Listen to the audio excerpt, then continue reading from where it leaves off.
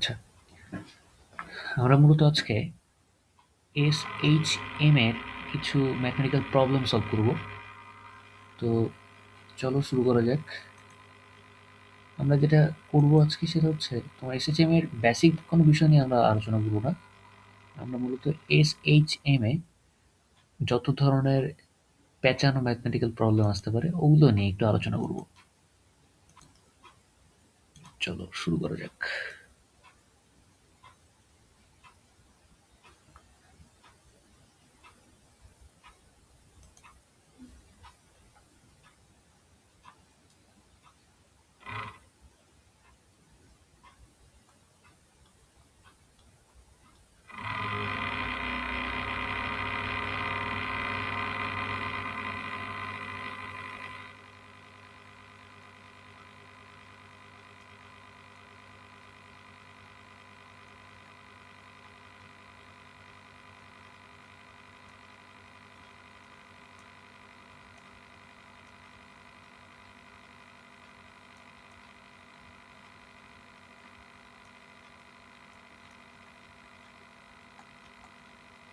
আচ্ছা, তো 1 নম্বর কোশ্চেন হচ্ছে তোমাকে একটা এসএইচএম এ চলমান কণার বিস্তার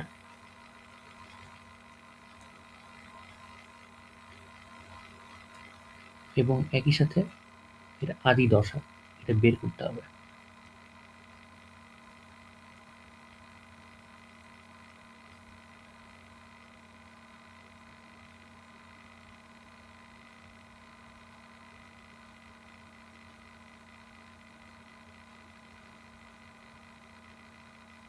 এখন এই ক্ষেত্রে আমাদের কণাটার যে সমীকরণটা দেয়া আছে সেটা হচ্ছে y equal to a sign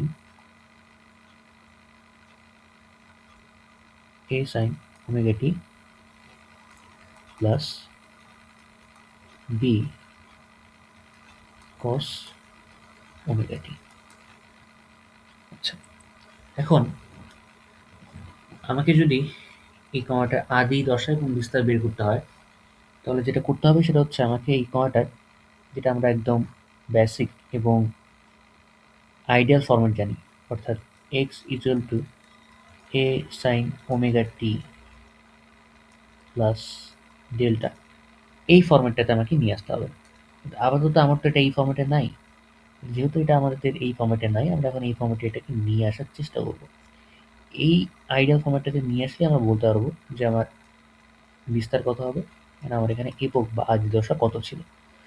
এই ফরম্যাটে নিয়ে আসার জন্য আমরা এখানে একটা ছোট ট্রিক্স খাটাবো, সেটা হচ্ছে আমাদের যেখানে পজিশনের ইকুয়েশনটা দেয়া আছে সেই ইকুয়েশনটাকে আমরা একটা বিশেষ সংখ্যা দিয়ে ভাগ করব। সেই সংখ্যাটা হচ্ছে root over A square plus B square, এখানে root over A square plus B square. কিন্তু দেখো আমরা যেহেতু একটা সংখ্যা দিয়ে ভাগ করছি একটা জিনিসকে, আমাকে তাহলে পুরো জিনিসটাকে আনচেঞ্জ রাখার জন্য আবার এই সংখ্যাটা দিয়ে গুণ করতে হবে। তাহলে আমি যদি এই সংখ্যাটা দিয়ে গুণ করি তাহলে কত হচ্ছে root over A square plus B square. এখন আমি যদি আমার আইডিয়াল ফরম্যাটের দিকে তাকাই তাহলে আমরা কি কি দেখতে পারবো? আমরা যদি আমাদের আইডিয়াল ফরম্যাটের দিকে তাকাই, এখানে তোমার সাইনের ফর্মুলা দেওয়া আছে, তাই না?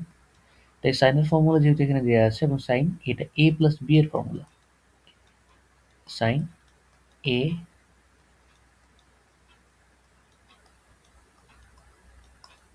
প্লাস বি এর ফর্মুলা এটা। তো আমরা ট্রাই করবো যে এইখানেও যাতে সাইন a প্লাস বি এর ফর্মুলাটা চলে আসে, এখানেও যাতে সাইন a প্লাস বি এর ফর্মুলাটা চলে আসে। সেই জন্য আমরা যেটা করবো সেটা হচ্ছে এই a by root over a square plus B square এই পার্টটাকে আমরা বিবেচনা করবো হচ্ছে কস ফাই হিসেবে। তাহলে কস ফাই যদি কি লেখা যাচ্ছে a by root over a square plus B square, আর এটাকে আমি ডিফাইন করবো হচ্ছে সাইন ফাই হিসেবে। Sine phi equal to B by root over A square plus B square. এখান থেকে আমরা যেটা পাবো সেটা হচ্ছে cos phi sin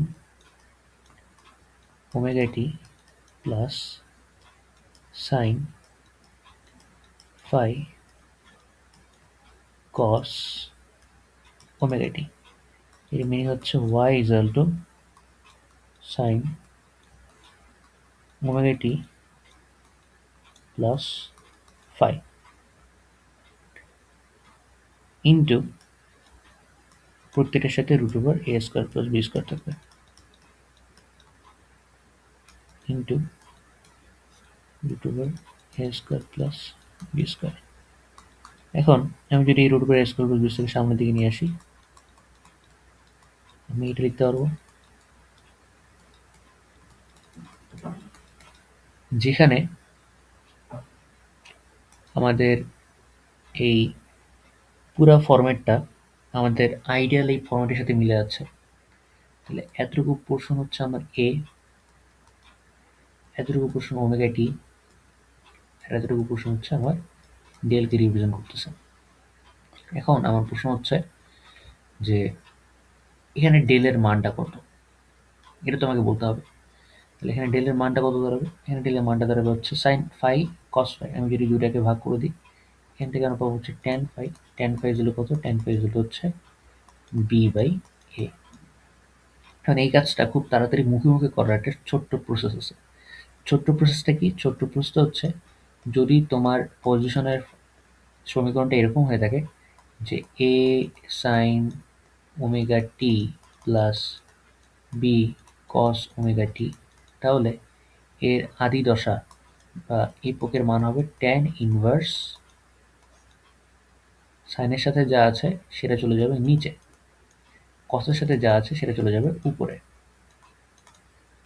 তুমি ব্যাপারটাকে এভাবেও চিন্তা করতে পারো। তাহলে আমি যদি স্বাভাবিকভাবে ফর্মুলাটাকে লিখি, ফর্মুলাটা দাঁড়াবে এরকম ট্যান ইনভার্স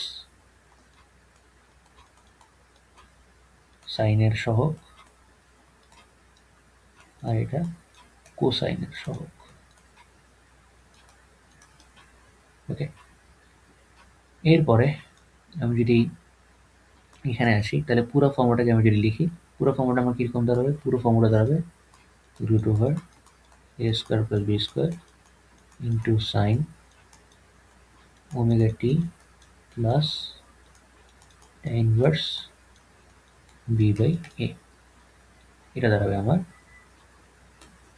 আদর্শ ফর্মুলা, যেই ফর্মুলাতে আমরা অলরেডি পেয়ে যাচ্ছি যে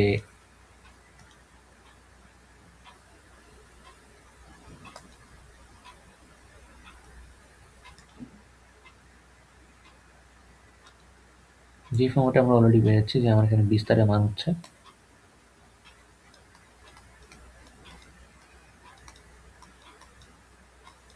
root over A square plus B square,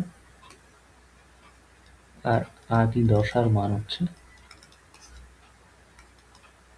tan inverse B by এ। ওকে, আশা করি বোঝা গেছে, কোনো সমস্যা নেই এইটাতে। এর পরের কোশ্চেনের দিকে আমরা যদি তাকাই, এর পরের কোশ্চেনটা কি? এর পরের কোশ্চেনে আমাদেরকে বলা হয়েছে যে ধরা যাক আমি যদি একটা পেন্ডুলামকে ঝুলাই দিই, এখানে লিখি, আমি যদি ধরো যে একটা পেন্ডুলামকে ঝুলাই দিলাম, ঝুলানোর সময় আমি একে এর আদি দশা যেটা সর্বোচ্চ বিস্তার, সেই সর্বোচ্চ বিস্তার থেকে ছেড়ে দিলাম। আমরা এখান থেকে ওকে মুক্তভাবে ছেড়ে দিলাম।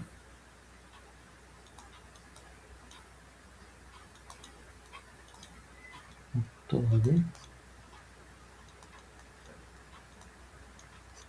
ছেড়ে দিলাম। আমি যদি এখান থেকে মুক্তভাবে ছেড়ে দিই, তাহলে এর যে এসএইচএম ইকুয়েশনটা তৈরি হবে, সেই এসএইচএম ইকুয়েশনের আকারটা কিরকম হবে? আচ্ছা দেখো, যদি এসএইচএম ইকুয়েশন মেনে থাকে, তাহলে এই নিশ্চয়ই এ সাইন ওমেগা টি প্লাস ডেল্টা এই ফর্মেটটা মানবে। টি এর মান যখন তোমার একদম 0 সেই সময় এর অবস্থানটা কোন জায়গায়? একদম বিস্তারে, একদম সমস্ত থেকে বিস্তারে। এটাকে আমি বিস্তার বলবো কারণ আমি এখান থেকে এটাকে মুক্তভাবে ছেড়ে দিয়েছি। যদি আমি অন্যান্য ফ্রিকশন ফোর্স, বাতাসের বাধা এগুলোকে উপেক্ষা করে মুক্তভাবে চিন্তা করি, তাহলে বলা যায় যে আমার শক্তি সংকর্ষতার নীতি অনুযায়ী যেহেতু আমি একে এখান থেকে ছেড়ে দিছি, সেহেতু এ আবার দোল খাওয়ার পর এখানেই ফেরত আসবে। তার মানে বর্তমানে আমি একে যে জায়গা থেকে ছাড়তেছি এটা হচ্ছে আবার একদম বিস্তার অবস্থা। তাহলে ও যদি বিস্তার থেকে যাত্রা আরম্ভ করি টি ইকুয়াল টু 0 সেকেন্ড সময়, তাহলে আমি এখান থেকে কি পাচ্ছি? এখান থেকে আমি পাচ্ছি যে সাইন ওমেগা টি এটার মধ্যে 0 হয়ে যাচ্ছে, কারণ টি এর মান 0। তাহলে সাইন আলফা এটার মান কত হচ্ছে? 1। মানে এখান থেকে আমি পাচ্ছি যে আমার এখানে ডেল এর মান কত হচ্ছে? পাই/2। তাহলে এইখান থেকে আমি সরাসরি বলতে পারি যে এর এস/এইচ/এম ইকুয়েশনটা কত হওয়া উচিত? এর এস/এইচ/এম ইকুয়েশনটা হওয়া উচিত এ সাইন ওমেগা টি প্লাস ডেলের জায়গায় এর আদি দশমিক 5/2। অথবা আমি এটাকে এভাবে লিখতে পারি A cos omega T equal to X, অথবা X equal to A cos omega T. Okay, কিন্তু আমি যদি এখন একটা বিশেষ শর্ত দিয়ে দিই, তখন আমরা যেভাবে এখন এত সহজভাবে চিন্তা করতেছি, তখন এই সহজ চিন্তাটা আর আসবে না। শর্তটা কিরকম হবে? শর্তটা হবে আমার এরকম যে আমি এবার এই দোলকটাকে ছেড়ে দেব, কিন্তু মুক্ত হবে না। আমি একে কিছু পরিমাণ আদিবেগ দিয়ে ছেড়ে দেব। ঘটনাটা এরকম দাঁড়াবে যে এখানে আমার একটা বব আছে, এটা হচ্ছে ববের আপাতত আমরা যেটাকে সাম্যাবস্থা বলে চিন্তা করি। এখান থেকে আমি ওকে একটা, এটা ধরা যাক যে বলা যায় এটা হচ্ছে আমার টি ইকুয়াল টু 0 সেকেন্ড সময়ে আমি ববটাকে এখান থেকে ছাড়ছি। কিন্তু ববটাকে আমি যখন এখান থেকে ছেড়ে দিছি বলতে আমি মূলত এখানে ধরা যাক যে ববটার অবস্থান কত? ববটার অবস্থানটা হচ্ছে এর ইকুইলিব্রিয়াম থেকে মূলত ফাই কোণে আছে। এই অবস্থায় ওকে আমি ভি বেগে ছেড়ে দিছি। তাহলে আমি যদি ওকে এই অবস্থায় ভি বেগে ছেড়ে দিই, ও এখানে আরো অনেক দূর অব্দি যাবে, যেটার মান হলো হচ্ছে ডেল। এই ডেল কোণের মান কিন্তু আবার ফাই কোণের থেকে, সরি, এই ডেল কোণের মান আবার কিন্তু তোমার ফাই কোণের থেকে বড় হবে, কারণ আমি ওকে একটা নির্দিষ্ট ফোর্স দিয়ে ধাক্কা মারছি। যেহেতু আমি ওকে একটা নির্দিষ্ট ফোর্স দিয়ে ধাক্কা মারছি, সেহেতু ও এই ইকুইলিব্রিয়াম পোর্শনটার বাইরে আরো অনেক দূর অব্দি যাবে। এই কারণে ইকুইলিব্রিয়াম পোর্শনটা পার হয়ে যে ও যেহেতু আরো অনেক দূর অব্দি যাবে, সেহেতু এই ফাই কোণের মানটা, সরি, ডেল কোণের মানটা আমার ফাই কোণের মানের থেকে আরো বেশি বড় হবে। ডেল কোণের মানটা ফাই কোণের মান থেকে যদি আরো বেশি বড় হয়, ইন দ্যাট কেস আমার এখানে কি ঘটতেছে? আমার এখানে ভেলোসিটি দেয়া আছে কত অবস্থানে? যখন আমার এই ববটা ইকুইলিব্রিয়ামের সাথে ফাই কোণ ক্রিয়েট করে। তাহলে ইকুইলিব্রিয়ামের সাথে যদি আমার এই ববটা ফাই কোণ ক্রিয়েট করে এবং আমার এই দোলকের যদি কার্যকরী দৈর্ঘ্য এল হয়, তাহলে আমি আপাতত এই ডিসটেন্সটা বের করতে পারবো। এবং সেই ডিসটেন্সটার মান কত হবে? এটা তোমরা ক্লাস 9-10 এ পড়ে আসছো। এইটার মান হচ্ছে এল phi.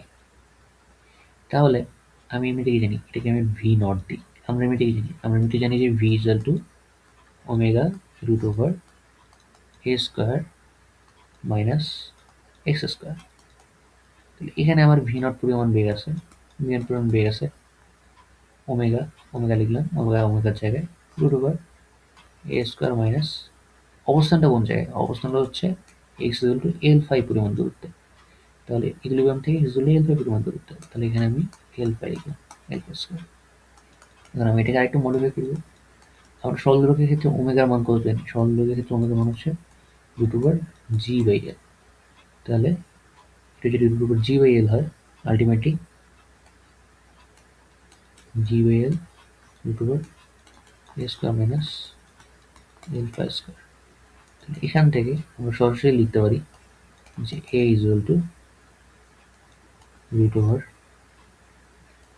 V naught square L by G plus L phi square. Okay, এরপরে এরপরে এখান থেকে আমরা বিস্তারের মানটা কিন্তু পেয়ে গেলাম। এখান থেকে যেহেতু আমরা বিস্তারের মান পেয়ে গেলাম, এরপর আমরা পরবর্তী পার্টে মুভ করবো। সেটা হচ্ছে আমাকে কি বের করতে বলছে, আমাকে এটার ইকুয়েশনটা বের করতে হবে। আমি বিস্তারের মান জানি, এখন আমার প্রশ্ন হচ্ছে আমার এখানে ফাই এর মান কত, সরি ডেল এর মান কত। বারবার এই কথাটাতে আমার উলটপালট হয়ে যাচ্ছে, একটু দুঃখিত। আমার এখানে ডেল এর মান কত হওয়া উচিত। আচ্ছা, এখানে একটা বিষয় দেখো, যে যখন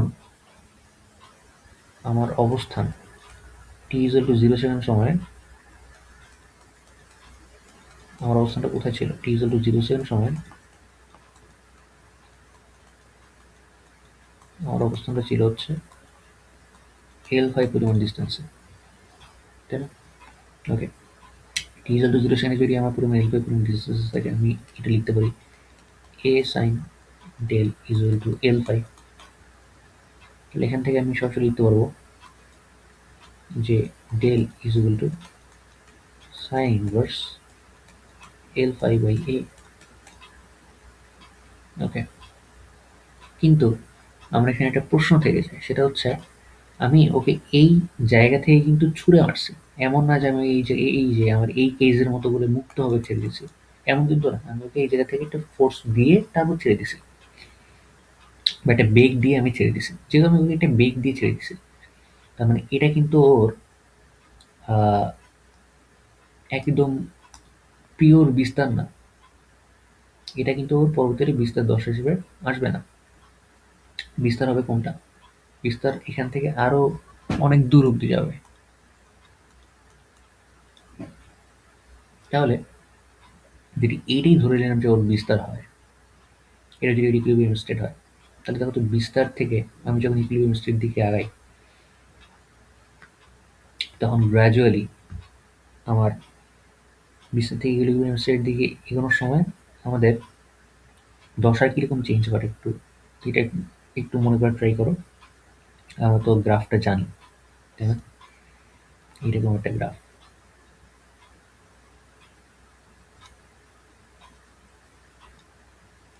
এটা হচ্ছে এক্স, এটা হচ্ছে টি, এটা আমার সাম্যাবস্থা। সাম্যাবস্থা থেকে আমি সরাসরি চলে গেলাম কোন জায়গায়, সাম্যাবস্থা থেকে আমি সরাসরি চলে গেলাম হচ্ছে বিস্তারে। বিস্তার থেকে আমি আবার চলে আসছি সাম্যাবস্থায়। তাহলে এখানে আমার π/2, অলরেডি আমি π/2 গেইন করলাম। আবার বিস্তার থেকে আমি যখন বিস্তার থেকে সাম্যাবস্থায় চলে আসতেছি, তখন আবার π/2 গেইন করলাম। তাহলে আমার অলরেডি আমি যখন বিস্তার থেকে সাম্যাবস্থার দিকে আসতেছি, এই পোর্শনটাতে বিস্তার থেকে আমি যখন সাম্যাবস্থার দিকে আসতেছি, তখন গ্র্যাজুয়ালি আমার মান কিন্তু বাড়তেছে। তাহলে আমি যদি বিস্তারে আরেকটু আগের থেকে শুরু করি, তাহলে আমার এই পয়েন্টে আমার আদি দশার মান কত হওয়া উচিত? এই পয়েন্টে আমার আদি দশার মান কি বাড়বে নাকি কমবে? আমাকে একটু বলো তো। এই পয়েন্টে আদি দশার মান তাহলে কম হবে,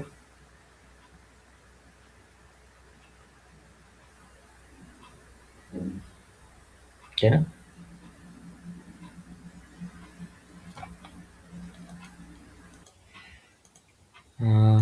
আমি এক্সট্রিমলি সরি, আমার মনে হয় এখানে একটা জায়গায় বলতে ভুল হয়েছিল। সেটা হচ্ছে যে যদি আমি এই জায়গা থেকে যাত্রা আরম্ভ করি, আসলে আমার এখানে যে আদি দশার মান, সরি আমার এখানে যে দশার মানটা, সেই দশার মানটা তোমার এটার থেকে কিছুটা বেশি হবে, এর থেকে বেশি হবে।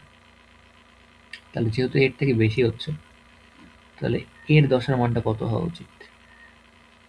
এর দশার মানটা কত হওয়া উচিত, এটা যদি আমি বের করতে চাই, এটা আমাকে বের করতে হবে এভাবে, যে যদি ও t = 0 সময় যাত্রা আরম্ভ করে, তাহলে ওর আদি দশার মান হওয়া উচিত হবে হচ্ছে আলটিমেটলি পাই মাইনাস সাইন ইনভার্স L5/a। এটা হবে আমাদের এখানকার আদি দশা।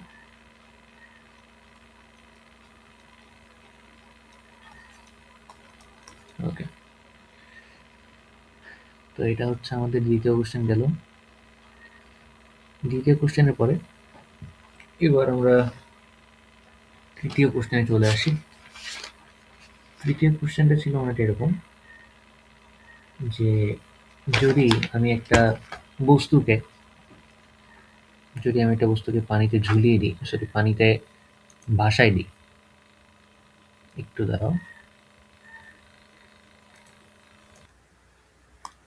আমাদের তৃতীয় প্রশ্ন ছিল যে যদি আমি একটা বস্তুকে পানিতে ডুবিয়ে দিই এবং এই ক্ষেত্রে যদি বস্তুটার এইচ পরিমাণ পোর্শন পানির মধ্যে ডুবানো থাকে, এই যে এইচ পরিমাণ অংশ পানির মধ্যে ডুবানো আছে এবং বস্তুটার হচ্ছে যে তল সেই তলের পরিমাণ হচ্ছে আমার এখানে এ, এটা এই তল না, সরি এখানে আমি একটু লিখতে ভুল করছি, এটা হচ্ছে এই বস্তুর যতটুকু পরিমাণ পানিতে ডুবানো আছে ঠিক ততটুকু পরিমাণ, আচ্ছা যেহেতু এটা আপাতত আমি এখানকার এইচ দিয়ে রাখছি, হ্যাঁ এটা এই হচ্ছে উপরিতল, সরি এটা উপরিতলটাই, উপরিতলের কথাটাই বোঝানো হয়েছে। যদি এটা পানিতে এইচ পরিমাণ ডুবানো থাকে, এই ক্ষেত্রে আমি যদি একটু অল্প পরিমাণ একটু চাপ দিয়ে যদি আমি এটাকে পানিতে কিছুটা নিচে ডুবাই দিই আরেকটু, এই যদি আরেকটু নিচে ডুবে যায়, তাহলে সেই ক্ষেত্রে আমার পানির নিচে কতটুকু অংশ ডুবে থাকতেছে, এইচ প্লাস এক্স পরিমাণ অংশ ডুবে থাকতেছে। ধরে নিলাম যে এক্স পরিমাণ অংশ নিচে ডুবে গেছে। তাহলে এই পরিমাণ ডুবাই দেওয়ার পরে আমি যদি একে ছেড়ে দিই, তাহলে এর এখানে বায়ান্সি ফোর্সের কারণে এটা আবার উপরে উঠে আসবে। কি হবে? এটা ধীরে ধীরে উপরে নিচে উপরে নিচে উপরে নিচে দুলতে থাকবে। তাহলে আমার এর এস এইচ এম ইকুয়েশনটা কীরকম হবে? আমাকে এটা খুঁজে বের করতে হবে, অথবা এর ওমেগার মানটা কীরকম হবে।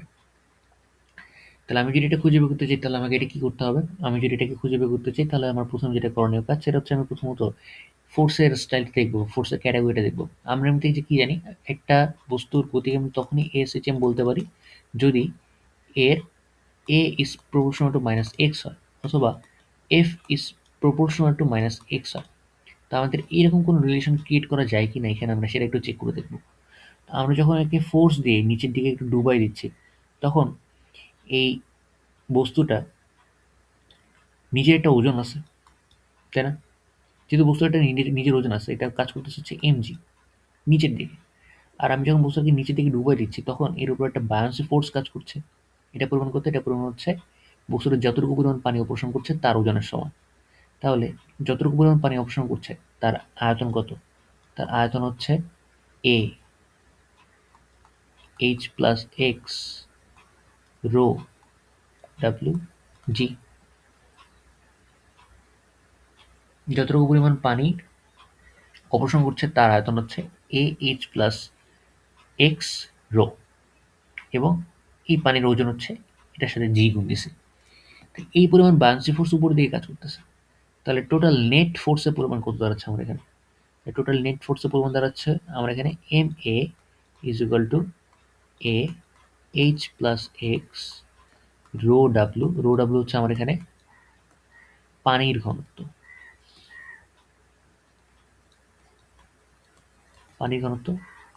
Minus MG is equal to A H rho G, A H rho W into G minus MG plus A X rho W into G. এখানে এইচ রো ডাব্লু জি এইটার মান কি? এটার মান কত আসলে? এটা দিয়ে অ্যাকচুয়ালি কি বোঝাচ্ছে? দেখো, যখন আমরা এই বস্তুটাকে স্বাভাবিক অবস্থায় পানির মধ্যে রেখে দিয়েছিলাম, অর্থাৎ ফোর্স প্রয়োগ করে একটু ডুবানোর আগের অবস্থা আমি যদি একটু চিন্তা করি, তখন এই পানিতে আপাতত এইচ পরিমাণ অংশ এটা ডুবেছিল। যখন এটা পানিতে এইচ পরিমাণ অংশ ডুবেছিল, তখন এর উপরে কি পরিমাণ বায়ান্সি ফোর্স কাজ করছিল? এর উপরে কৃত বায়ান্সি ফোর্সের মান হবে এ এইচ রো ইন্টু জি, এবং যতটুকু পরিমাণ বায়ান্সি ফোর্স কাজ করছিল ততটুকু পরিমাণ ওজন আমার এখানে ছিল। ওজন বায়ান্সি ফোর্সের পরিমাণটা সেম হওয়ার কারণে আলটিমেটলি এটা একটি ইকুইলিব্রিয়াম স্টেটের মধ্যে আছে। তোমার এইচ রোজির মান অ্যাকচুয়ালি এমজি সমান। এইচ রোজির মান যেহেতু আমার এখানে এমজি সমান, সেহেতু আমি বলতে পারি যে আমার এই টোটাল পোর্শনটুকুর মান আমার জিরো হয়ে যাচ্ছে। শুধুমাত্র তাহলে আমার থাকতেছে এ এক্স রো ডাব্লিউ ইন্টু জি। এখন এখানে দেখো, আমি যদি একটু স্বাভাবিকভাবে চিন্তা করি একটা বিষয়, তাহলে আমরা একটা জিনিস দেখতে পারবো যে আমরা যত বেশি পরিমাণে এই বস্তুটাকে নিচের দিকে ডোবাবো, তত বেশি পরিমাণে আমার এখানে বাউন্সি ফোর্সের পরিমাণটা যত বেশি নিচে, বাউন্সি ফোর্সের পরিমাণটা, সরি, আমি ব্যাপারটা যেটা বুঝাতে চাইছি সেটা হচ্ছে, যদি আমি বস্তুটাকে নিচের দিকে ডুবাইতে থাকি, নিচের দিকে যদি আমরা গ্র্যাজুয়ালি ডুবোতে থাকি, তখন সেক্ষেত্রে আমার বাউন্সি ফোর্সের পরিমাণটা কিন্তু বেড়ে যাবে। এবং বাউন্সি ফোর্সের যখন পরিমাণটা বেড়ে যাচ্ছে, এখানে দেখো সরণ যত বাড়ছে, বাউন্সি ফোর্সের পরিমাণ তত বাড়ছে, অর্থাৎ এক্স এর পরিমাণ যত বেশি বাড়ছে গ্র্যাজুয়ালি এই ইকুইলিব্রিয়াম স্টেট থেকে, আমার ফোর্সের পরিমাণ কিন্তু তত বেশি পরিমাণে বাড়ছে। আমরা এমনিতে এসিচিএম এর ক্ষেত্রে কি জানি? এসিচিএম এর ক্ষেত্রে যেটা জানি সেটা হচ্ছে, আমাদের এসিচিএম এর একটা বল আছে যেটার নাম হচ্ছে প্রত্যয়নী বল। আমি যত বেশি ইকুইলিব্রিয়াম স্টেট থেকে দূরে সরে যাব, তত বেশি আমার প্রত্যয়নী বলের মান বাড়তে থাকবে। এখানে ঠিক একই ঘটনাটা ঘটছে। এখানে যত বেশি পরিমাণে আমরা ইকুইলিব্রিয়াম স্টেট থেকে নিচের দিকে নামতে থাকবো, তত বেশি পরিমাণে আমার বায়ান্সি ফোর্সের মান বাড়বে। এক্স এর মান যত বাড়বে, বায়ান্সি ফোর্সের মান ততটাই বাড়বে, কিন্তু সেটা ঠিক বিপরীত দিকে। তার মানে আমি বলতে পারি যে M A is equal to minus A X rho G. তাহলে এখান থেকে বলা যায় যে A is equal to minus A X rho W G divide by M, যেখান থেকে আমরা লিখতে পারি যে A is equal to root over, sorry, A is equal to minus root over A rho W G by M, এটার উপর square into X. তার মানে এটাই হচ্ছে আমার ওমেগা এর মান। তারপরে আমরা এখানে ওমেগা কত, আমরা এখানে ওমেগার মান হচ্ছে root over A rho W G divide by M. Okay, okay, আমরা এর পরের কোশ্চেনের দিকে যদি তাকাই, এরপরে আমাদের কোন কোশ্চেনটা আছে? এরপরে যে কোশ্চেনটা আছে সেটা হচ্ছে, এবার আমরা একটা ছোট্ট কাজ করবো, সেটা হচ্ছে আমরা এবার ইউ আকৃতির একটা নল নেব। আমরা এবার একটা ইউ আকৃতির নল নেব। ইউ আকৃতির নল নিয়ে আমরা এই ইউ আকৃতির নলের একটা মাথায় যদি আমরা ফু দিই, তাহলে একটা মাথায় ফু দেওয়ার কারণে আমার এই পানির স্তরটা যদি আমার এই জায়গায় থাকে স্বাভাবিক অবস্থায়, একটা নর্মাল স্টেজ, পানির এই মাথায় আমি যদি হচ্ছে ফু দিই, ফু দিলাম, তাহলে পানিটা ধীরে ধীরে নিচে নেমে যাবে, একটু নিচে নেমে আসবে, আলটিমেটলি এখানকার পানিটাও উপরে উঠে যাবে। এই স্টেজে ফু দেওয়াটা আমি যদি বন্ধ করে দিই, এটা যদি এক্স পরিমাণ নিচে নামে, তাহলে এটা অবশ্যই এক্স পরিমাণ উপরে উঠবে। তাহলে আলটিমেটলি আমার এই স্তর থেকে ওই স্তরের দূরত্ব কতটুকু হইল? এই স্তর থেকে ওই স্তরের দূরত্ব হলো প্রায় টোয়াইস এক্স এর মতো। আমি যদি ফু দেওয়াটা বন্ধ করে দিই, তখন দেখা যাবে যে পানিটা উপরে নিচে উপরে নিচে উপরে নিচে উপরে দুলতে থাকবে, যেটা কিনা এসএইচএম এর প্রতিনিধিত্ব করতে পারে। তো এই ক্ষেত্রে আমার এখানে ওমেগা এর মান কত, আমাকে সেটা বের করতে হবে। তো এটা আমি প্রথমে কিভাবে বের করতে পারি? তো প্রথমত আগে ইউটিউবের, এটা ইউটিউব না, মানে আমরা এই ইউটিউবের কথা বলছি না, এটা হচ্ছে ইউটিউব, ইউ শেপ টিউব। এই ইউ শেপ টিউবের একটা স্ট্রাকচারাল প্রপার্টি ব্যাপারে একটু জেনে নিই। সেটা হচ্ছে, যদি আমার এখানে পানি এই পর্যন্ত থাকে, তাহলে এই যে এই উচ্চতা বরাবর যে পরিমাণ লিকুইড আছে, সেই পরিমাণ লিকুইডে যে প্রেশারটা দিচ্ছে, সেই প্রেশারের মানটা সেম। এই পরিমাণ উচ্চতা বরাবর লিকুইডটা একে অপরকে যে প্রেশারটা দিচ্ছে, সেই প্রেশারের পরিমাণটা সেম। এই উচ্চতা বরাবর লিকুইডটা একে অপর যে পরিমাণ প্রেশার দিচ্ছে, সেই পরিমাণ প্রেশারের পরিমাণটা সেম। এই প্রেশারের পরিমাণটা সেম বলেই আপাতত পানি আমার একটা স্টেবল সিচুয়েশনের মধ্যে আছে। যদি প্রেশারের পরিমাণ সেম না হতো, কিন্তু পানি কিন্তু এরকম স্টেবল অবস্থা থাকতো না। যেমন ফর এক্সাম্পল, আমি যখন এখানে ফু দেওয়াটা বন্ধ করে দিছি, তখন কিন্তু আমার পানির স্তরটা উপরে নিচে দোদুল্যমান অবস্থা থাকবে, যার কারণে তখন আমার এসএইচএম গতির তৈরি হবে। এখানে মূলত এই প্রেশারের পরিমাণটা সেম হচ্ছে না বলেই আমার এই দোদুল্যমান সিচুয়েশনটা ক্রিয়েট হচ্ছে। আমি যদি এই স্টেজে আসি বা এই অবস্থাটার দিকে তাকাই, তাহলে আমরা যেটা দেখতে পারবো সেটা হচ্ছে, আমি এখানে ফু দিচ্ছি, ফু দেওয়ার মাধ্যমে আমি এই অংশে একটা প্রেশার ক্রিয়েট করতেছি। ধরলাম যে সেই প্রেশারের পরিমাণটা হচ্ছে পি। এই সেম পরিমাণ প্রেশার ক্রিয়েট হচ্ছে তোমার এই উচ্চতা বরাবর, এই তরলের ক্ষেত্রে। এই তরল বরাবর, এই লাইন বরাবর আমি যদি আসি, তাহলে এই যে তরলের যে এই ইন্টারফেসটা আছে, এই সার্ফেসের মধ্যে ওই সেম পরিমাণ প্রেশারটাই ক্রিয়েট হচ্ছে। এই প্রেশারটা ক্রিয়েট হচ্ছে কার অপোজিটে বা কার বিরুদ্ধে? এইখানে যে চাপগুলো দেওয়া হচ্ছে সেই চাপের বিরুদ্ধে। এখানে কারা কারা আছে চাপ হিসেবে? এখানে চাপ হিসেবে আছে হচ্ছে একাধারে বায়ুচাপ, যেহেতু এই মুখটা খোলা, তার মানে আমি এখানে অ্যাটমসফিয়ারিক প্রেশার দিচ্ছি। আবার একই সাথে আমার এখানে এই পানির স্তরটা কিন্তু আছে। পানির স্তরটা এখান থেকে এখান পর্যন্ত আমাদের একটা প্রেশার ক্রিয়েট করছে। সেই প্রেশারের পরিমাণ কতটুকু? সেই প্রেশারের পরিমাণটা হচ্ছে এইচ রো জি। এখানে এইচ এর পরিমাণটা কত? এইচ এর পরিমাণ হচ্ছে তোমার টোয়াইস এক্স রো জি। তাহলে আমার মুখ দিয়ে দেয়া প্রেশারটা কোন কোন প্রেশারকে ডিফেন্ড করছে? আমার মুখ দিয়ে দেয়া এই প্রেশারটা ডিফেন্ড করছে হচ্ছে একাধারে অ্যাটমসফিয়ারিক প্রেশারকে এবং এট দ্য সেম টাইম এই তরলের প্রেশারটাকে, টোয়াইস এক্স রো জিকে। এবং এই প্রেশার, আমার দেয়া প্রেশার আর এই দুইটা প্রেশার যখন সেম হয়ে যাচ্ছে তখনই পানিটা এই উচ্চতা পর্যন্ত এসে থেমে যাচ্ছে। তাহলে আমাকে এখানে বলো যে আমি যদি এখানে নেট ফোর্সের পরিমাণটা চিন্তা করি তাহলে নেট ফোর্স ইকুয়াল টু কি লেখা যায়? আমার দেয়া প্রেশার মাইনাস আমাদের এখানে অ্যাটমসফিয়ারিক প্রেশার নিজে যে ফোর্সটা ক্রিয়েট করতেছে সেটা। তাহলে এ কমন নিলাম, পি মাইনাস পি অ্যাটমসফিয়ার পাচ্ছি আমরা এখান থেকে। তাহলে পি মাইনাস পি অ্যাটমসফিয়ারের মান কত? পি মাইনাস পি অ্যাটমসফিয়ারের মান হচ্ছে এ ইন্টু টোয়াইস এক্স রো জি। ওকে, এইবার এখান থেকে একটু লক্ষ্য করো যে আমি যদি যত বেশি পরিমাণে ফু দিচ্ছি তত বেশি পরিমাণে আমার এখানে পানির স্তরটা ইকুইলিব্রিয়াম স্টেট থেকে উপরের দিকে সরে যাচ্ছে বা ইকুইলিব্রিয়াম স্টেট থেকে বেশি দূর দিকে সরে যাচ্ছে। বাট আমার ফু দেওয়ার যে বা ফু দেওয়ার বলতে আর কি আমি যেটা ফোর্স দেওয়ার কথা বলতেছি, আমার ফোর্স দেওয়ার যে হচ্ছে দিক সেটা আর আমার এই পানির স্তর সরে যাওয়ার যে দিক সেটা, এই দুটা টোটালি ডিফারেন্ট। পানির স্তর সরে যাচ্ছে উপরের দিকে আর আমি ফোর্স দিচ্ছি নিচের দিকে। তার মানে কি এখানে দিকের একটা বৈপরীত্য আছে। দিকের যেহেতু বৈপরীত্য আছে সেহেতু আমি এখানে একটা সামনে মাইনাস বসে দিলাম। A twice X rho G আমি লিখতে পারি। এখান থেকে M A minus A twice X rho G এটা লেখা যায়। তাহলে A is equal to minus A into twice X rho G divide by M এটা লেখা যায়।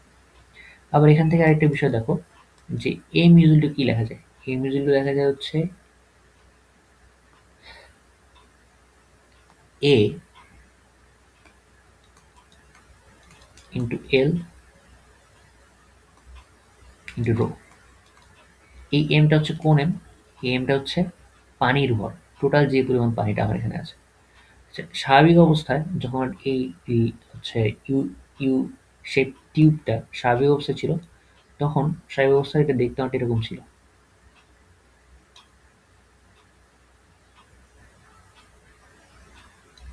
এবং সেই অবস্থায় আমার এই উপরের স্তর থেকে নিচ পর্যন্ত যে উচ্চতাটুকু ছিল সেটা পরিমাণ ছিল হচ্ছে এল। তাহলে আমার এখানে পানির পরিমাণ মোট কতটুকু? তাহলে আমার এখানে পানির পরিমাণ হবে এ ইন্টু এল ইন্টু রো, তাই না? আমার এতটুকু অংশের মধ্যে পানির পরিমাণ কতটুকু পরিমাণ হবে? এ ইন্টু এল ইন্টু রো।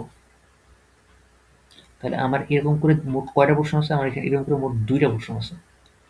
আমি এখানে আপাতত তোমাকে যেরকম পরিমাণে হচ্ছে একটা বড় বাঁক দেখাচ্ছি, অ্যাকচুয়ালি ইউ শেপ টিউবের মধ্যে এরকম বড় বাঁক থাকে না সাধারণত। তাই এই ছোট্ট অংশটুকুর মধ্যে যে পরিমাণ পানি আছে এই ভরটাকে মোটামুটি নগণ্য বলে তুমি চিন্তা করতে পারো। তাহলে আমার এখানে এই অংশটুকুতে লেন্থ হচ্ছে যদি এল হয় তাহলে আমার টোটাল কি পরিমাণে পানি আছে? টোটাল পানি আছে তোমার হচ্ছে এ into L into rho into two. তাহলে আমি যদি এই মানটা এখানে বসাই দিই তাহলে এখান থেকে আমি কি পাচ্ছি? এ ইন্টু রো ইন্টু জি, এক্সকে দূরে পাঠিয়ে দিলাম ডিভাইড বাই এম। এম এর মানটা কত? এ into rho into L into two.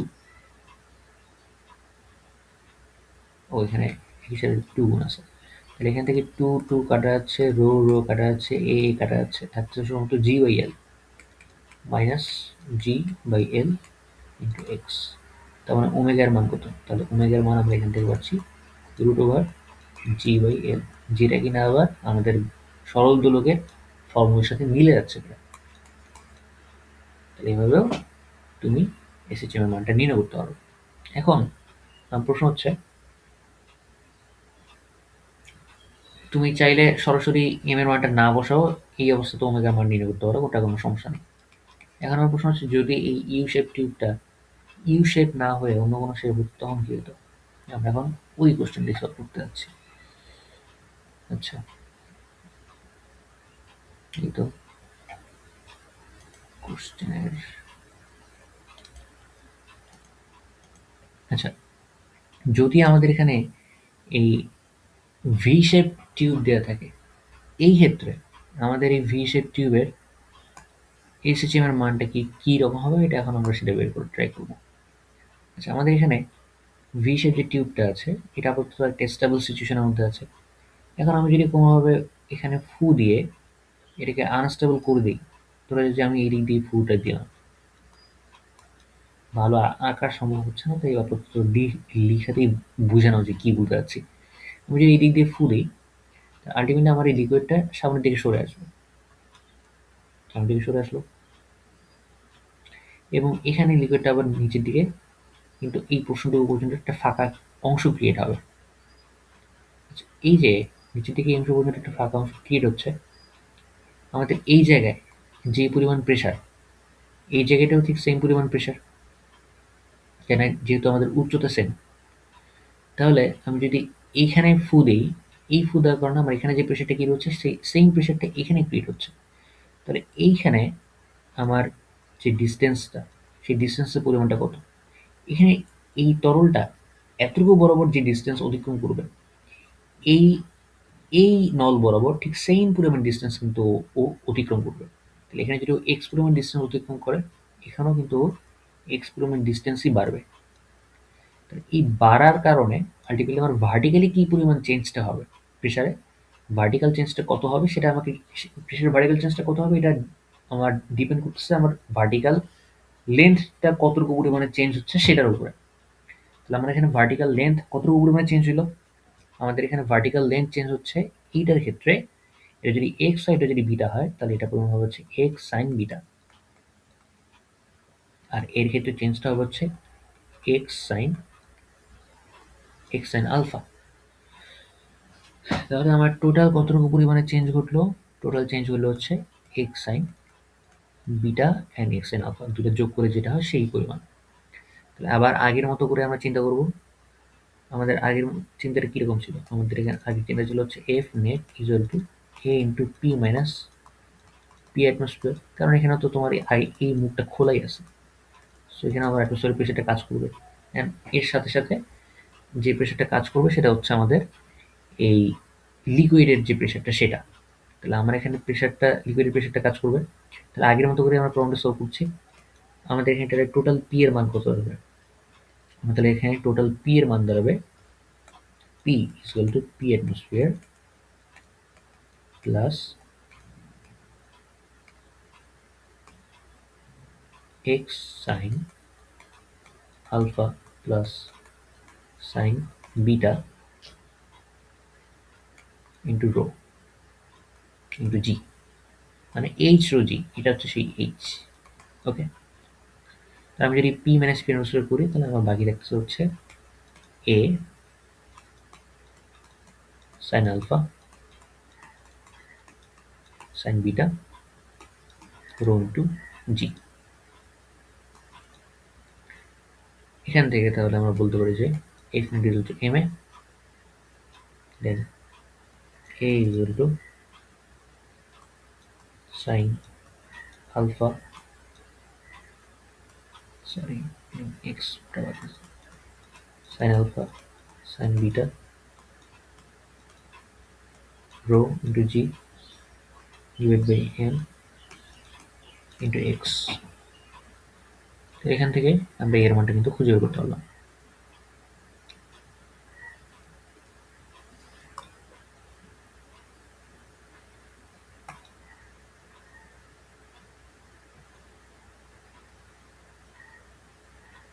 এখন এখান থেকে আমরা হচ্ছে ওমেগা এর মানটা খুঁজে বের করবো। তাহলে ওমেগা এর মানটা কত দাঁড়াচ্ছে, ওমেগা এর মানটা দাঁড়াচ্ছে root over A sine alpha sine beta rho into G divide by M.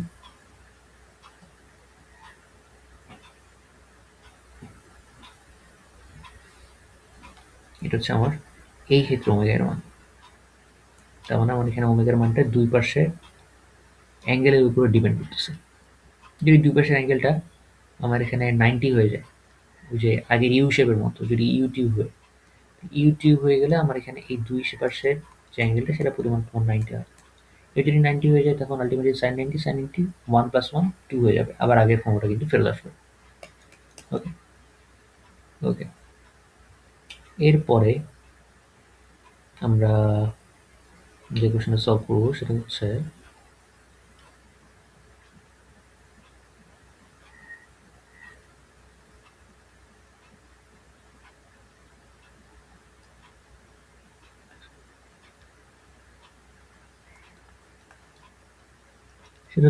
ধরা যাক যে আমি এখানে একটা স্প্রিং ঝুলিয়েছি।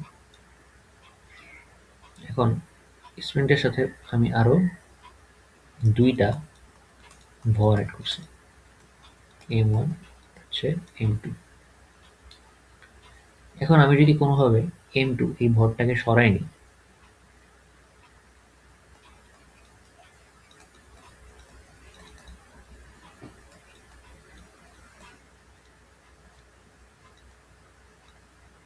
এটাকে যদি আমি সরাই নিই তাহলে আমার এই পুরো সিস্টেমটার অ্যামপ্লিটিউড কত হবে?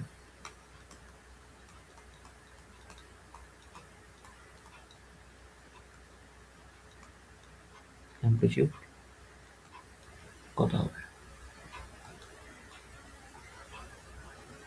আমি যদি ভরটাকে সরাই নিই, আগে স্প্রিংটা এখানে ছিল, আগে যখন স্প্রিংটা এই অবস্থায় ছিল তখন এই স্টেজ থেকে আমার এই m1 এর, ধরা যাক যে আমার m1 এর, আমি এর ভর কেন্দ্র পর্যন্ত জায়গাটাকে চিন্তা করলাম, এটার ডিস্টেন্স ছিল হচ্ছে তোমার y1। এখন আমি যখন এই বস্তুটাকে ছুঁড়ে ফেলে দিলাম তখন আমার এই পোর্শনটুকুর পরিমাণ কত হলো? এটার পরিমাণ হয়ে গেল হচ্ছে y2।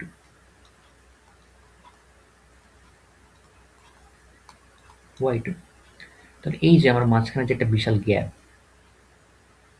এই গ্যাপ বরাবরই তাহলে এই বস্তুটা এখন দৌল্যমান থাকবে। তাহলে এই যে আমার এই y2 এই পয়েন্টটা থেকে y1 এই পয়েন্টটার মাঝখানে যে ডিস্টেন্স, সেই ডিস্টেন্সটাই হবে হচ্ছে আমাদের এখানকার বিস্তার। তার মানে আমি বলতে পারি যে আমার এই বস্তুটার বিস্তার হচ্ছে y1 মাইনাস y2, এটা হচ্ছে আমার এখানকার বিস্তার। এই টু y1 মাইনাস y2, তাহলে y1 এর মান কত? y1 এর মান কত? y1 এর মান হচ্ছে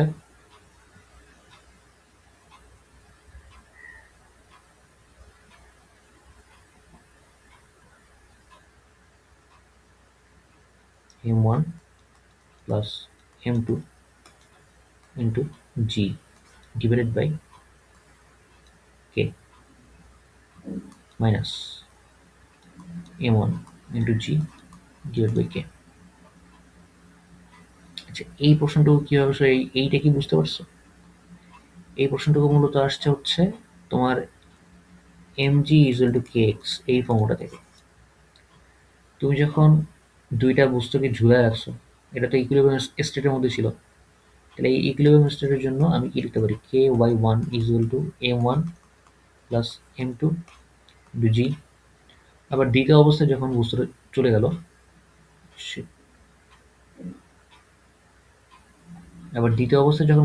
গেল, তখন দ্বিতীয় অবস্থার জন্য আমি কি লিখতে পারি? দ্বিতীয় অবস্থার জন্য আমার এখানে ইকুইলিব্রিয়াম স্টেটে যখন পৌঁছাবে তখন দ্বিতীয় অবস্থার জন্য আমার লিখতে পারি হচ্ছে ky2 ইকুয়াল টু m1g। এখান থেকে আমি y1 আর y2 এর মান এদের সাবস্টিটিউট করে দিয়েছি। তাহলে এটার মান আলটিমেটলি কত হবে? এটার মান হবে ultimately m2g divide by k। Okay, এটি হচ্ছে আমার এখানকার বিস্তারের মান। আচ্ছা, এরপর আমরা যেটা করবো সেটা হচ্ছে এনার্জি মেথড দিয়ে আমরা কিভাবে কোনো স্প্রিং এ সংযুক্ত বস্তুর ফ্রিকোয়েন্সি ডিটারমাইন করতে হয় সেটা একটু চেক করে দেখব। ধরা যাক যে আমার এখানে একটা বস্তু আছে,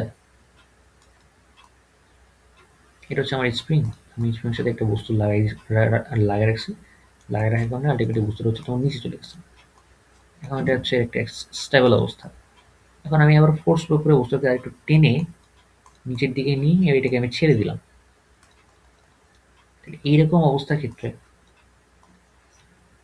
আমার এর আচরণটা কি রকম হবে?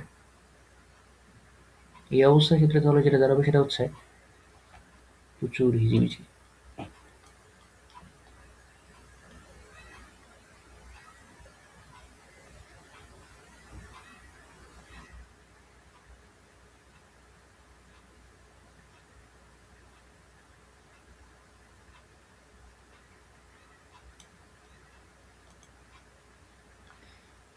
এই অবস্থার ক্ষেত্রে প্রথমে ধরে নিলাম যে আপাতত আমার ফোর্স প্রয়োগ করার কারণে বস্তুটা হচ্ছে x1 পরিমাণে নিচে নামলো। তারপরে আবার ও নিচে নামলো কতটুকু পরিমাণে? তারপরে নিচে নামলো হচ্ছে তোমার x2 পরিমাণে। তাহলে ও যদি টোটাল x2 পরিমাণে নিচে নামে, তাহলে আমার এইখানে আমি যখন বস্তুটাকে ধরে টেনে ছেড়ে দিচ্ছি, তাহলে ওর কত বিস্তারে ও তখন হচ্ছে দোদুল্যমান হওয়া শুরু করবে, বা কত বিস্তারে ও দুলতে শুরু করবে। ওর তখন বিস্তারের পরিমাণটা কত হবে? ওর তখন বিস্তারের পরিমাণটা হবে হচ্ছে x2।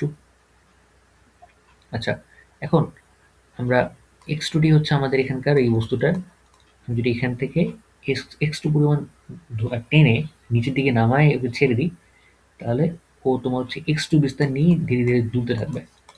তাহলে এখানে আমার বিস্তারের পরিমাণটা হচ্ছে x2।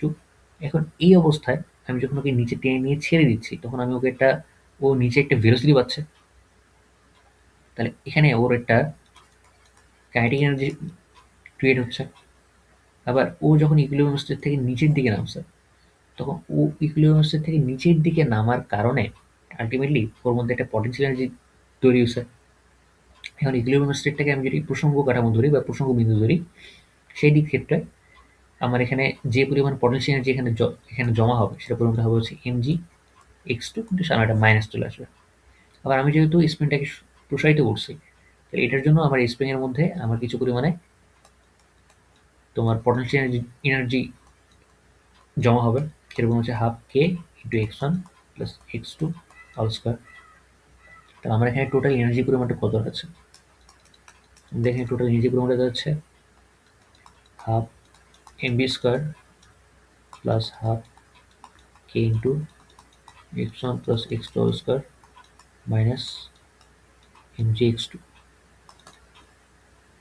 তাহলে এখান থেকে আমরা সরাসরি লিখতে পারি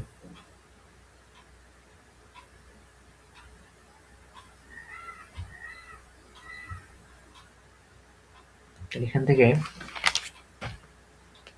সরাসরি আমরা যেটা করতে পারি সেটা হচ্ছে,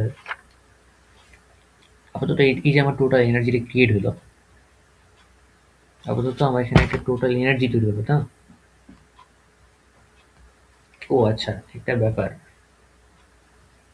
এটা হচ্ছে আমার এই x1 এর মানটা কিন্তু কনস্ট্যান্ট, তাই না?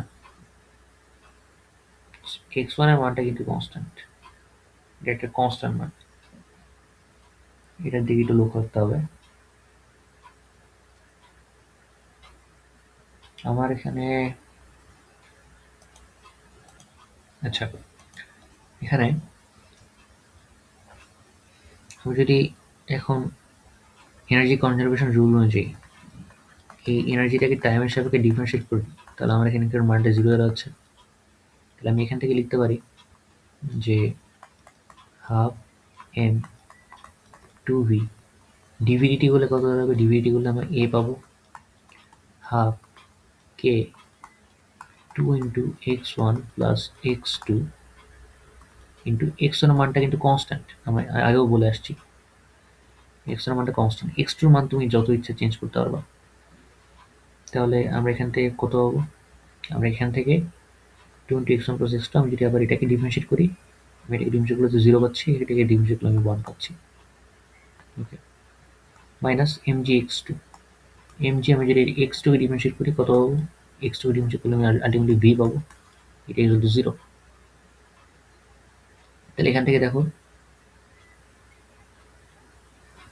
সরি আমি এখানে একটা জিনিস ভুল করছি, x2 কে তুমি ডিফারেন্সিয়েট করো, তাহলে তো তুমি এখানে এখানেও একটা v পাবা বা ভেলোসিটি পাবা।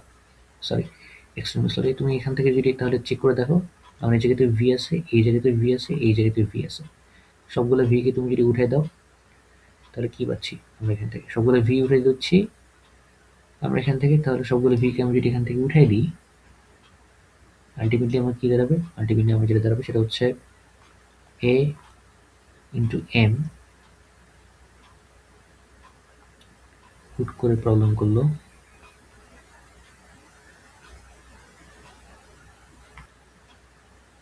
আচ্ছা, এ ইন্টু এম প্লাস কে ইন্টু x1 প্লাস কে ইন্টু x2 মাইনাস mg যদি 0। এখন দেখো তো, যখন এই বস্তুটাকে ঝুলাই দেওয়ার পরে এটা x1 পরিমাণে নিচে নেমে গেছে, তখন এই অবস্থায় একটা ইকুইলিব্রিয়াম স্টেট অবস্থায় ছিল। এই ইকুইলিব্রিয়াম স্টেটে থাকার সময় আমি ওর ইকুইলিব্রিয়াম ইকুয়েশনটাকে কি লিখতে পারি? mg is two K x1 দিয়ে। mg আর হচ্ছে আমার কে x1 দুটো সেম যেহেতু, তাহলে কে x1 থেকে আমি যদি mg বাদ দিই আলটিমেটলি 0 হয়ে যাচ্ছে। এখান থেকে আমি am ইকুয়াল কি লিখতে পারি? am ইকুয়াল লিখতে পারি মাইনাস কে x2। এখান থেকে লিখতে পারি যে a equal to minus K divide by m into x2।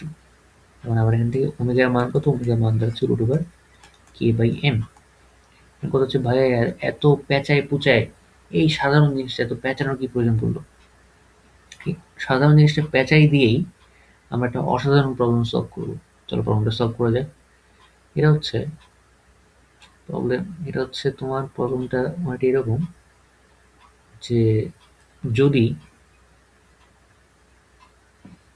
তোমাকে আমি একটা এরকম ইন্টারফেস দিই, এখানে মনে করো যে একটা স্প্রিং লাগানো আছে, এই স্প্রিং এর সাথে ঘুরতে পারে এরকম একটা চাকা আছে, এরকম একটা চাকা লাগাই দেওয়া আছে, অর্থাৎ চাকাটা কিন্তু এইটার উপর দিয়ে ঘুরতেও পারবে, আবার এই স্প্রিং এর মধ্যে লাগানো আছে।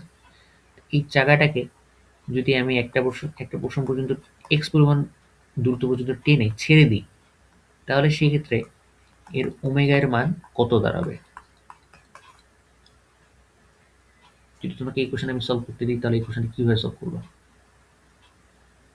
একটা কাজ করতে পারো, পারলে ভিডিওটা পজ করে নিজের একবার ট্রাই করো। আমি যেটা আগের বার দেখাই দিছি কিভাবে কোশ্চেনটা সলভ করতে হবে, তারপরে তুমি ভিডিওটা দেখে নিজের সলিউশনের সাথে মিলিয়ে নিতে পারবা। আচ্ছা, তো আমরা সলভ করা শুরু করি। আমরা যদি সলভ করা এখানে শুরু করি প্রথমে, তাহলে এখানে দেখো যে আমি যখন বস্তুকে এই গোলকটাকে টেনে এই পাশে নিয়ে আসতেছি, গোলক বলবো না, আমি বলবো যে এটা একটা চাকতি, এটা একটা চাকতি। এটা যদি একটা চাকতি হয়, আমি ওই চাকতিটাকে যদি টেনে এক্স পরিমাণ দূরত্ব পর্যন্ত টেনে এক্সট্রা করে টেনে সরাই নিয়ে আসি এর ইকুইলিব্রিয়াম স্টেট থেকে, ধরে যে এটা ছিল ওর ইকুইলিব্রিয়াম স্টেট, তাহলে এখান থেকে আমি ওকে সরাই নিয়ে আসলাম। সরাই নিয়ে আসলাম কতটুকু পরিমাণে? সরাই নিয়ে আসলাম আমি ওকে এখান থেকে এক্স পরিমাণে। এখান থেকে আমি যদি ওকে এক্স পরিমাণ সরাই নিয়ে আসি, আলটিমেটলি আমার কি দাঁড়াবে? এখান থেকে আমি যদি ওকে এক্স পরিমাণ সরাই নিয়ে আসি, তাহলে ওর মধ্যে কিছু পরিমাণে এনার্জি জমা হবে। সেই স্প্রিং এর জন্য আমার এই পটেনশিয়াল এনার্জির মান হবে হচ্ছে হাফ কে স্কোয়ার। আবার ও এখান থেকে যখন যাত্রা আরম্ভ করবে তখন এখানে ওর মধ্যে পটেনশিয়াল এনার্জি জমা জমা হয়ে গেছে, মানে পটেনশিয়াল এনার্জিকে এখান থেকে আমি মনে করি যে একটা potential energy, sorry, kinetic energy creation করবে বা কাইনেটিক এনার্জি তৈরি হবে। সেই কাইনেটিক এনার্জির পরিমাণ কত দাঁড়াবে? সেই কাইনেটিক এনার্জির পরিমাণ দাঁড়াবে হচ্ছে তোমার হাফ এমভি স্কোয়ার। আবার ও কিন্তু একই সাথে নিজের অক্ষের উপর ঘুরছেও, তাহলে এখানে ওর নিজের মধ্যে একটা কৌণিক গতিশক্তি ক্রিয়েট হবে, তার মানে হাফ আই ওমেগা স্কোয়ার। এগুলি হচ্ছে ওর হচ্ছে তোমার মনে করো যে টোটাল এনার্জি। এগুলো যদি ওর টোটাল এনার্জি হয়, ইন দ্যাট কেস আমরা কি বলতে পারি? ইন দ্যাট কেস আমরা বলতে পারি এটা যে ET equal to half K X square plus half MV square plus half I omega square. তাহলে তুমি যদি এটাকে টাইমের সাপেক্ষে ডিফারেন্সিয়েট করো তাহলে কত দাঁড়াবে? তুমি যদি এটাকে টাইমের সাপেক্ষে ডিফারেন্সিয়েট করো তাহলে এখান থেকে দাঁড়াবে হচ্ছে 2। হ্যাঁ, তাহলে 2 ডিফারেন্সিয়েট করলে আলটিমেটলি আমাদের কাছে হচ্ছে হাফ কে টোয়াইস এক্স, এক্সকে যদি যেটা ডিফারেন্সিয়েট করি তাহলে ভি পাচ্ছ, আবার হাফ এম টোয়াইস ভি, ভিকে টি সাপেক্ষে ডিফারেন্সিয়েট করলে এ পাচ্ছ, plus half I omega square. এখন আই ওমেগা স্কোয়ারের মান করতে হবে একটা চাকতির জন্য তোমার আই এর মান কত? চাকতির জন্য আই এর মান কিন্তু তোমার হচ্ছে এম এর স্কোয়ার, যদি এই চাকতিটা ব্যাসার্ধ আর হয়। তাহলে একটা চাকতির জন্য আমার মনে করো যে একটা চাকতির জন্য আমাদের আই এর মান কত? জড়তার ঘনকের মান হচ্ছে তোমার এখানে এম আর স্কোয়ার একটা চাকতির জন্য। তাহলে ওমেগা এর মান কত? ওমেগা ইকুয়াল টু কি লেখা যায়? ওমেগা ইকুয়াল টু লেখা যায় হচ্ছে ভি বাই আর, কারণ আমরা এমনি থেকে জানি ভি ইকুয়াল হচ্ছে আর ক্রস ওমেগা, কিন্তু এখানে তো এটা চাকতিটা নিজের অক্ষের উপরে ঘুরছে, তাহলে আর আর ওমেগা এটা মধ্যবর্তী অ্যাঙ্গেলের মান হচ্ছে তোমার সাইন 90, তাহলে তুমি এখান থেকে লিখতে পারো ওমেগা ইকুয়াল হচ্ছে ভি বাই আর। তাহলে এখান থেকে আমরা যেহেতু লিখতে পারি omega equal to V by R, তাহলে এখানে আমরা হাফ আই ওমেগা স্কোয়ারের বদলে লিখবো হচ্ছে half into M R square into V by R omega square. সেই আর স্কোয়ার আর এই আর স্কোয়ার এটা কিন্তু কাটাকাটি যাবে, এ আর স্কোয়ার যদি কাটাকাটি যায় আলটিমেটলি কি দাঁড়াবে? তাহলে আলটিমেটলি আমি যদি এটাকে মনে করি যে টি এর সাপেক্ষে ডিফারেন্সিয়েট করি, তাহলে আমার এটাকে টি এর সাপেক্ষে ডিফারেন্সিয়েট করার পর পরের স্টেজটা কি কি দাঁড়াচ্ছে? টি এর সাপেক্ষে ডিফারেন্সিয়েট করার পর পরের স্টেজটা দাঁড়াচ্ছে হচ্ছে আমার এখানে চলে আসবে half into M into twice V into A. এটা হচ্ছে আমার টি এর সাপেক্ষে ডিফারেন্সিয়েট করার পরের স্টেজ। তাহলে টি এর সাপেক্ষে ডিফারেন্সিয়েট করার আগে আমার যেটা কি ছিল? টি এর সাপেক্ষে ডিফারেন্সিয়েট করার আগে আমার এর শেপটা ছিল না এরকম যে half M square into V by R all omega square. আর টি এর সাপেক্ষে ডিফারেন্সিয়েট করার পরে পরিস্থিতি যেটা হয়ে গেল সেটা হচ্ছে আমি ভালো করে লিখি,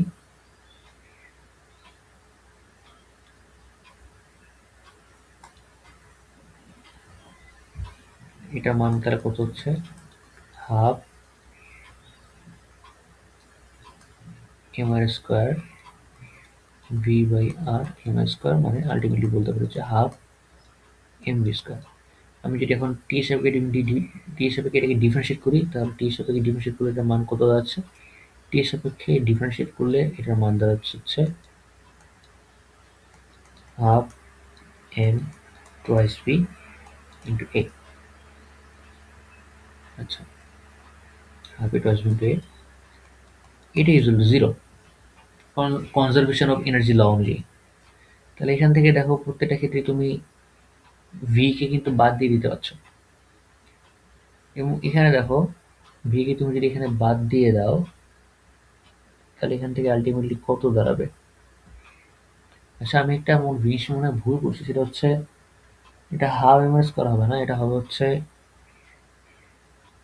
M R square by four, মানে M R square by four তো না, M R square by two. এটা চাকতির যত ভাঙক তো M R square by two হয়। সরি, এক্সট্রিমলি সরি, আমি খুবই দুঃখিত এই ভুলটার জন্য, খুবই বাজে একটা ভুল করছি, সরি, এক্সট্রিমলি সরি। এটা তাহলে হচ্ছে তোমার one by four M two V into A. Okay, এখান থেকে তাহলে আমি যদি সবগুলো ভি কে উঠাই দিই, সবগুলো ভি কে উঠে দিলে আমরা এখান থেকে কি পাচ্ছি? সবগুলো ভি কে উঠে দিলে আমরা এখান থেকে পাচ্ছি হচ্ছে কে ইন্টু এক্স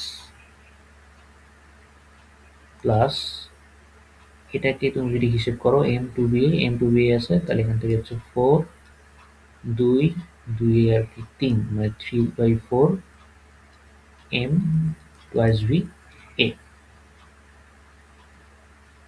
টোয়াইস ভি তো না, ভি তো অলরেডি আমরা উঠে ফেলছি, টোয়াইস ভি নেই, এটা হচ্ছে টোয়াইস ইকুয়াল টু জিরো। এখান থেকে আমরা লিখতে পারি, যে থ্রি বাই ফোর মানে M into twice A equal to minus K into X এটাই যদি কি লেখা যাচ্ছে,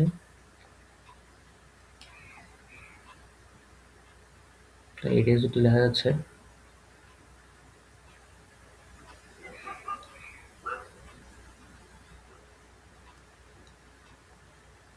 এখান থেকে আমি লিখতে পারছি, আচ্ছা এটা নিচে লিখি, এখান থেকে আমি লিখতে পারছি a is equal to minus k by 3, উপরে 2 গুণ হবে, নিচে চলে যাবে m x, তার মানে এটাই হচ্ছে আমার এখানকার ওমেগার মান। আমার ওমেগার মান কত? ওমেগার মান হচ্ছে root over twice k by twice m। এই ছিল আমাদের আজকের বেশ কয়েকটা নির্বাচিত প্রবলেম। তোমাদের সাথে প্রবলেমগুলো সলভ করতে গিয়ে আমার নিজেরও কিছু জিনিস একবার ভুল হয়েছিল, এইসবের জন্য আমি আন্তরিকভাবে দুঃখিত। বাট প্রবলেমগুলো এইচএসসির জন্য খুবই ইম্পর্টেন্ট না হলেও আমি বলবো যে যারা এখন অ্যাডমিশন ক্যান্ডিডেট আছো, আশা করি কেউ তোমার ভিডিওটা দেখছো না, কারণ তোমাদের এখন নিজের যে পড়ার সময়। আর যদি কেউ দেখে থাকো, এই প্রবলেমগুলো সাধারণত এইচএম থেকে আসে, সচরাচর আসতে পারে, বলা তো যায় না। তো এগুলো এক্সামের আগে একবার দেখে যেও। এগুলো হচ্ছে তোমার মোটামুটি বইয়ের বাইরে যদি কোনো প্রবলেম কমন পড়তে পারে, এরকম কতগুলো প্রবলেম মানে থাকে না যে বইয়ের বাইরে কিছু প্রবলেম খুব বেশি ফেমাস হয়ে যায়, এগুলো রিজিডিটির জন্য। এগুলো হচ্ছে ওই টাইপের প্রবলেমগুলো। এই টাইপের প্রবলেমগুলো একবার পরীক্ষা দিতে যাওয়ার আগে এবার নিজেরা একবার ট্রাই করে যাবা। আমি বলবো যে একটু সামান্য দেখে যাবা। এক্সাম হলে যদি কমন পড়ে যায় তাহলে তো খুবই ভালো। আর যদি এক্সাম হলে কমন নাও পড়ে, এই যে তুমি এই কোশ্চেনগুলো প্র্যাকটিস করার সময় কিছুটা চিন্তা করলে, এই চিন্তাটাই তোমাকে হেল্প করবে। তো সবার জন্য শুভকামনা থাকলো। পরবর্তী ভিডিও দেখার আমন্ত্রণ জানাচ্ছি। সাবস্ক্রাইব করার কথা জোর দিয়ে বলবো না, যদি ভালো লাগে সাবস্ক্রাইব করবা, আর যদি লাইক দিতে ইচ্ছে করে লাইক দিবা। ওকে, দ্যাটস অল। সবাইকে ধন্যবাদ। আজকে এই পর্যন্তই।